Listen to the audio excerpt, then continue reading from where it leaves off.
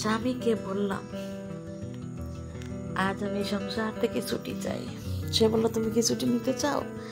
বললাম হ্যাঁ আমি ছুটি নিতে চাই। তো কিভাবে ছুটি দিল আর কেমনে ছুটি পেলাম জানতে হলে তোমাদেরকে আমার পুরো ভিডিও জুড়ে থাকতে হবে। আসসালামু আলাইকুম, রাহি রাইফা ব্লগ চ্যানেলে আবারও সবাইকে ওয়েলকাম জানাচ্ছি। কেমন আছো সবাই? আশা করি কাছে এবং দূরে, দেশ এবং দেশের বাইরে যে যেখান থেকে আমার ভিডিওটি দেখতে সবাই অনেক অনেক ভালো আছো। আমিও আলহামদুলিল্লাহ তোমাদের দয়ায় বেশ ভালো আছি।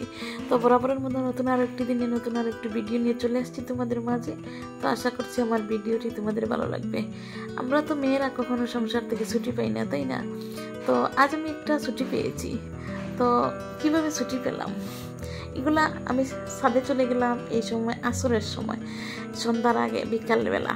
তো আজকে আমার বর্মশাই বাসায়, তো বললাম যে চলো একটু ছাদে যাই। ছাদে কবুতরের ঘর আছে, একটু দুজন মিলে দেখে আসি, এবং বাগান আছে, ছাদ বাগানে সবজির বাগান আছে, সেগুলো দেখে আছি। যাওয়ার পর দেখো কবুতরের ঘরটা পরিষ্কার করলাম এবং কবুতরকে খাবার দিয়ে দেবো এখন।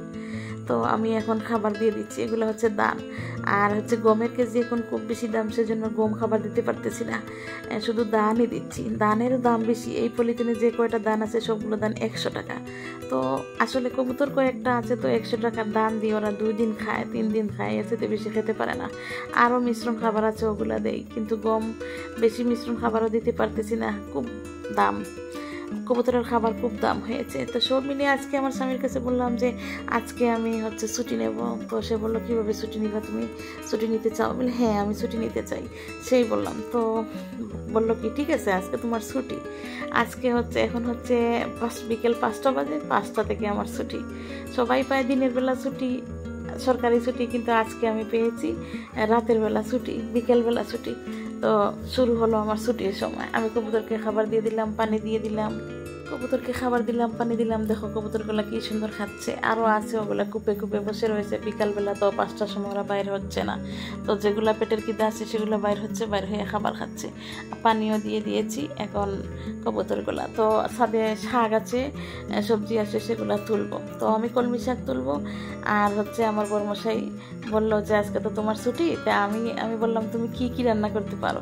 সে বললো আমি ভাত রান্না করতে পারি, ডাল রান্না করতে পারি, আর শাক ভাজি করতে পারি। তাহলে বললাম তুমি শাক ভাজি করবে, তাহলে তুমি শাক তুলে নাও। আমি যে শাক তুলবো ওই শাক আমি তোমাকে দেবো না, কারণ আজকে আমার ছুটির দিন। আমি ওই শাক আবার আমার কালকে যখন ডিউটি শুরু হবে তখন আমি রান্না করব। আর এখন তোমার শাক তুমি তুলে নাও, তুমি শাক ভাজি করবে, তোমার শাক তুমি তুলে নাও, তোমার কাজ শুরু। তো আমি কলমি শাক তুললাম, আর সে তুললো পুঁই শাক তুললো। সে পুঁই শাক ভাজি করবে, ডাল রান্না করবে, আর ভাত রান্না করবে। এই হচ্ছে তার কাজ, কারণ সে ওইটুকুই পারে, এর সাথে বেশি কিছু পারে না। তো বললাম ঠিক আছে তুমি শুরু করে দাও।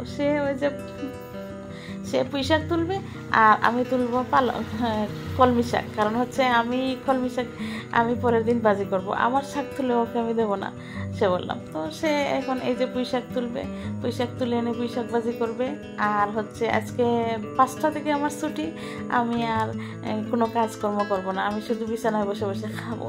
ওরা আমাকে বিছানায় বসে বসে পরদিন সকাল পর্যন্ত খাবার দিবে, যা লাগে সব কিছু ওরাই করবে। সেই চুক্তিতে দুজন মিলে কাজে লেগে পড়লাম। আমি যে কাজ করতেছি ওটা কিন্তু আমার পরের দিনের কাজ, ওটা আমি আজকে তাকে হেল্প করব না, আমি পরের দিন কাজ করবো, ওটা আমি রেখে দেবো, ওকে দেবো না। সেই জন্য আমি কলমি শাকগুলো তুলে নিচ্ছি, আর সে তুলবে পুঁই শাক।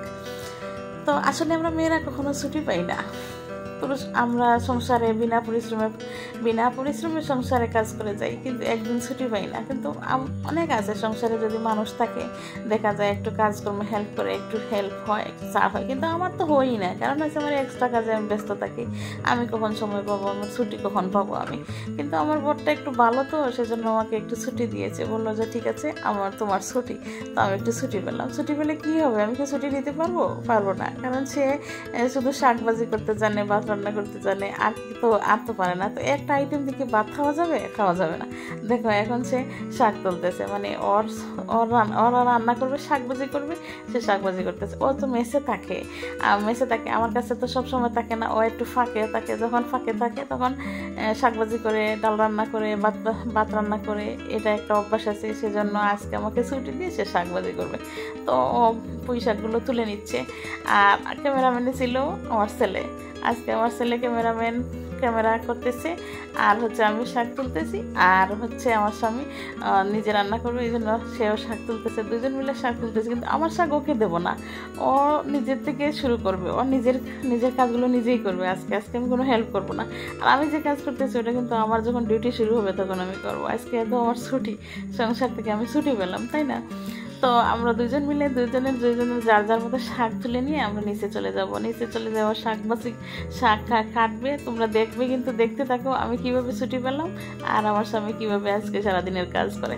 আর এই যে আমার শাকগুলো এখন আমি একটা পলির ভিতর তুলে নিয়ে যাচ্ছি।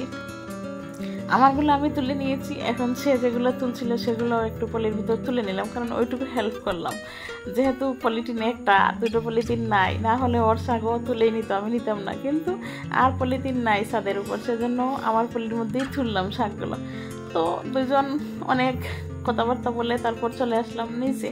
আসার পর এখন দেখি নিজে ওই যে রান্না করবে, শাক ভাজি করবে, সে শাকগুলো নিয়ে বসে পড়ছে বিছানার উপরে যে শাক কাটবে। তো শাক কাটতেছে, নিজের কাজ নিজেই করতেছে। দেখো যার যার একটা দায়িত্ব আছে না, সে দায়িত্ব পালন করতেছে। দেখো এখন বসে বসে শাক কাটতেছে, আমি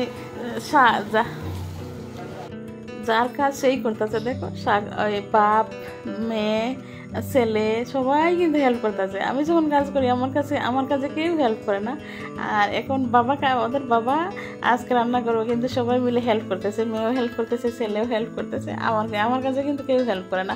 তো আসলে সব মিলে কি আমার পুঁইশাকের পাতাগুলো দেখো কিন্তু খুব সুন্দর। আমিও বলতেছি দেখো আমি কিন্তু শাকের দাম নেবো, আমাকে শাকের টাকা দিতে হবে, এগুলা কিন্তু পরিশ্রম করি আমি। কিন্তু সে বলতেছে ঠিক আছে কয় টাকা শাক বিক্রি করবো, এইসব আমরা কথা বলতে বলতে ও কিন্তু শাক কাটতেছে বসে বসে, শাকগুলা ভাজি করার জন্য কাটবেন। আমি আমার যে কলমি শাক ছিল ওইগুলো কিন্তু আমি পলিথিনে তুলে নিচ্ছি, যাতে আমার কালকে আমি রান্না করব, ভাজি করব। আর ওর শাকগুলো কেটে নিচ্ছে।